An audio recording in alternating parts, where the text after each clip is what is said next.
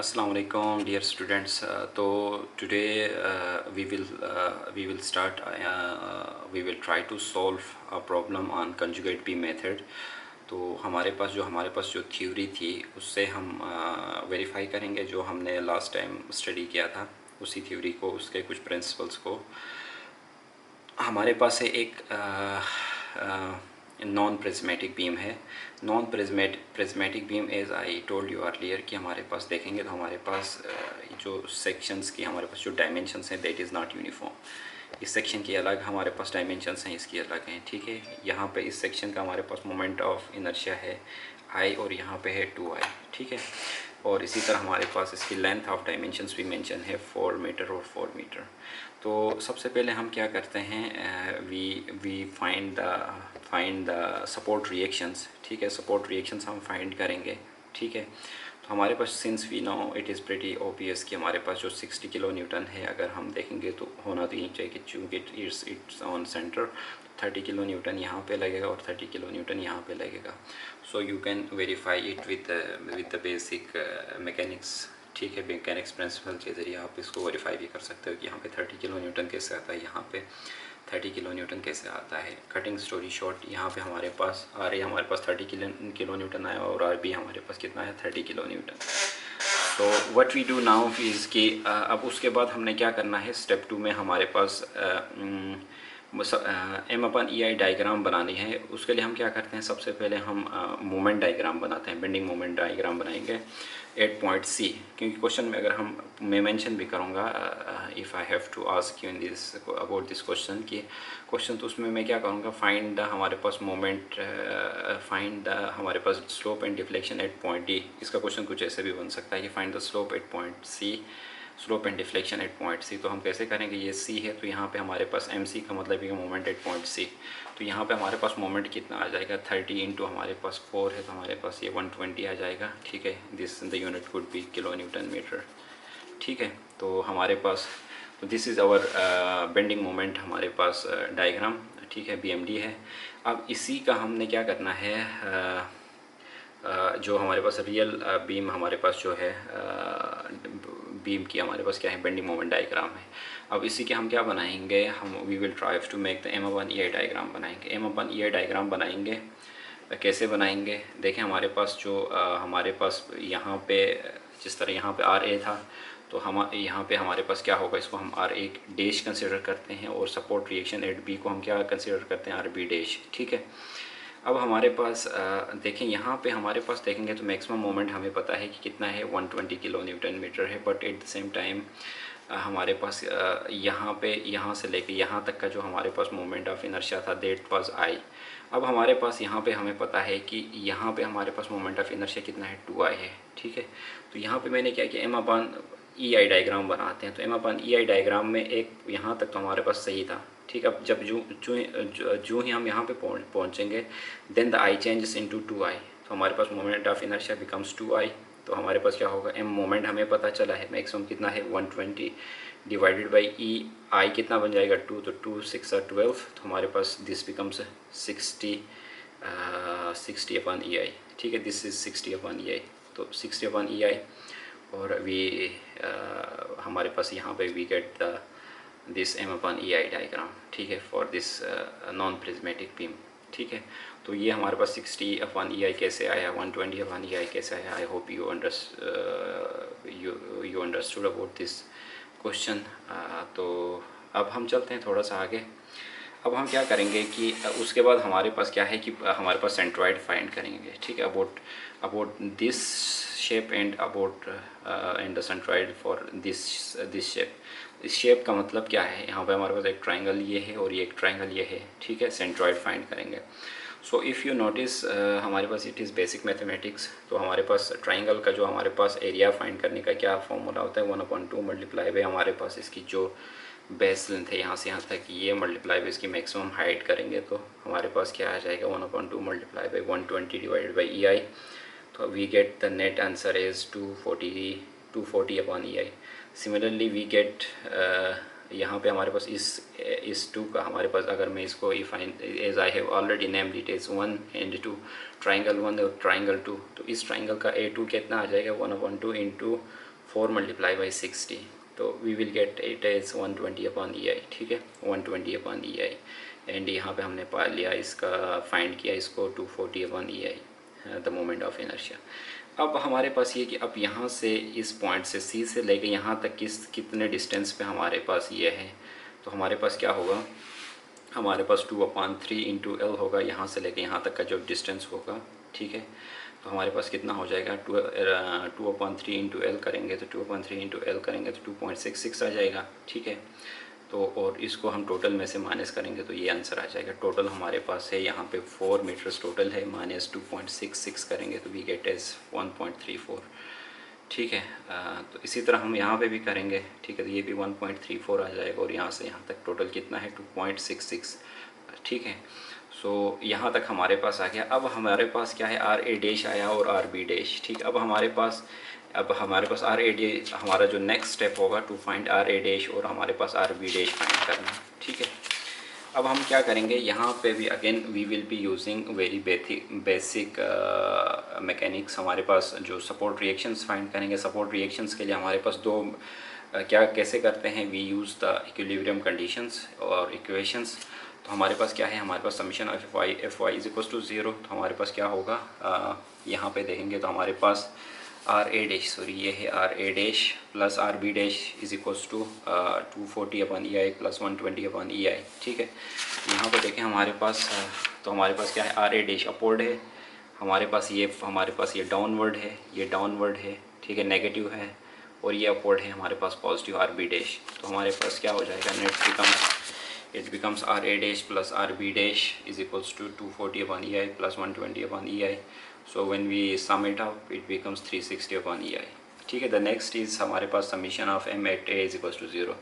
हम क्या करेंगे, मोमेंट फाइंड करेंगे, अपोर्ड दिस सपोर्ट a पे हम मोमेंट फाइंड करेंगे। तो हमारे पास क्या होगा, हमारे पास यहाँ पे करेंगे तो हमारे पास क्या होगा, देखें हमारे पास अपोर्ट ए पे हम फाइंड कर रहे हैं, तो हमारे पास एक ये फोर्स मल्टीप्लाई बाई ये डिस्टेंस आ जाएगा, फिर ये दिस फोर्स मल्टीप्लाई बाई यहाँ से यहाँ तक का डिस्टेंस आ जाएगा। जब हम इसको फोर्स को मल्टीप्लाई करते हैं तो यहाँ से यहाँ तक का डिस्टेंस कितना है, ठीक है, 2.66 है, और यहाँ से यहाँ तक करेंगे तो क्या हो जाएगा, यहाँ से यहाँ तक टोटल 4 है, 4 प्लस 1.34 करेंगे तो टोटल यहाँ से लेके यहाँ तक का डिस्टेंस कितना बन जाएगा, 5.34 बन जाएगा, ठीक है। और अगर जब हम आर बी डैश की बात करेंगे तो आर बी डैश इंटू यहाँ से यहाँ तक का डिस्टेंस टोटल कितना बन जाएगा, यहाँ से यहाँ तक का डिस्टेंस बन जाएगा 8 मीटर्स, ठीक है, यही किया मैंने, ठीक है। R B dash into 8 plus 240 divide by E I into 2.66 plus 120 divide by E I into 5.34। इसको हम सॉल्व करेंगे तो we get R B dash as 160 divide by E I, ठीक है। उसके बाद हमारे पास क्या है, हमारे पास जो इक्वेशन थी, जो हमारे पास समीशन ऑफ एफ वाई से आई थी, ये वाली इक्वेशन, इसमें हम आर बी डैश को फाइंड पुट करेंगे तो हमारे पास क्या हो जाएगा, R A dash is becomes हमारे पास आर बी डैश कितना आया था 160 अपॉन ई आई है। तो हमारे पास ये क्या आ जाएगा, इसको माइनस करेंगे तो 360 डिवाइड बाई ई आई, ई आई है, माइनस ये भी हमारे पास 160 डिवाइड बाई ई आई, तो हमारे पास we get R A dash is 200 divide by E I, ठीक है। तो ये हमारे पास आर ए डैश भी आ गया हमारे पास और आर बी डैश भी, हमारे पास सपोर्ट रिएक्शंस आ गए। अब हमारे पास जो हमने लास्ट टाइम जो थ्योरम पढ़ा था, तो ये था हमारे पास लास्ट टाइम थ्योरम जो हमने पढ़ा था इससे प्रीवियस वाली वीडियो में, कि किसी भी रियल बीम में हमें अगर स्लोप फाइंड करना हो तो वो किसके बराबर है, shear force of conjugate beam. Shear force of conjugate beam की बात कर रहे हैं तो हमारे पास क्या होगा, theta is equal to support shear force at A on conjugate beam. हमारे पास पॉइंट ए पे जो हमारे पास जो शेयर फोर्स है, तो हमें पता है कि शेयर फोर्स हमारे पास यहाँ पे कितना है, हमारे पास रियल बीम में अगर हम देखेंगे तो यहाँ पे हमारे पास कंजुगेट बीम में यहाँ पे अगर हम देखेंगे तो यहाँ पे जो सपोर्ट रिएक्शन होगा वहीं हमारे पास मैक्सिमम शेयर फोर्स कहलाएगी यहाँ पे। तो R A dash will be और maximum shear force. R A dash as we have already calculated, वो कितना हमारे पास आया था, वो 200 डिवाइड बाई आई। तो इसका मतलब ये हुआ कि theta A is equals to हमारे पास यहाँ पे जो सपोर्ट रिएक्शन है उसी के बराबर है, शेयर फोर्स कहें या इसको आप सपोर्ट रिएक्शन कहें, उसी के बराबर है, इज इक्वल्स टू जो हमने फाइंड किया था 200 डिवाइड बाई ई आई, ठीक है। इसी तरह हम आगे चलते हैं। सिमिलरली थीटा बी, अगर थीटा बी फाइंड करेंगे तो उसमें भी वही है कि share force eight be on conjugate beam. Conjugate beam में जो हमारे पास पॉइंट बी पे जो हमारे पास शेयर फोर्स आई है, तो शेयर फोर्स किसके बराबर है, आर बी डैश के बराबर है। थीटा बी का मतलब ये कि हमारे पास ये है हमारे पास स्लोप एट बी, ठीक है। तो स्लोप को हम कैसे फाइंड करते हैं, थीटा बी, और theta B is equals to reaction at B, R B dash हमने भी just found it as R 160 divided by E I, ठीक है।